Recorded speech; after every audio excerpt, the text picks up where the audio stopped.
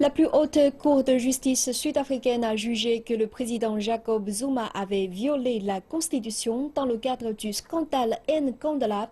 Zuma affirme de son côté respecter la décision du tribunal et réfléchir à sa prochaine étape.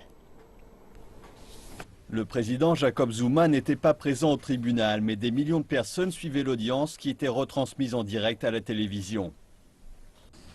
Le président a donc échoué à faire respecter, défendre et respecter la Constitution qui est la loi suprême de cette terre. Il s'agit du dernier rebondissement dans une affaire qui dure depuis des années et qui porte sur 15 millions de dollars de travaux effectués avec des fonds publics dans la résidence privée de Zuma, Nkandla. La justice sud-africaine a enquêté et condamné Zuma à rembourser une partie de l'argent. Mais le président a ignoré cette décision et la Cour suprême sud-africaine a jugé que ce faisant, il avait violé la Constitution.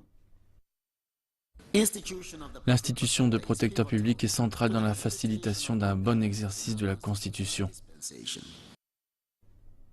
Le tribunal a également ordonné à Zuma de rembourser une partie de l'argent. Dans son communiqué, la présidence indique que Jacob Zuma va réfléchir au jugement et à ses implications pour l'État et le gouvernement, et qu'en concertation avec les autres institutions concernées, il déterminera la conduite à adopter. Le parquet estime la décision justifiée.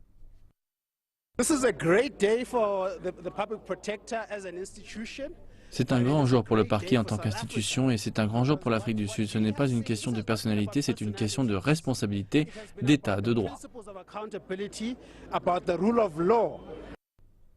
Le principal parti d'opposition salue cette décision et exige désormais la démission de Zuma.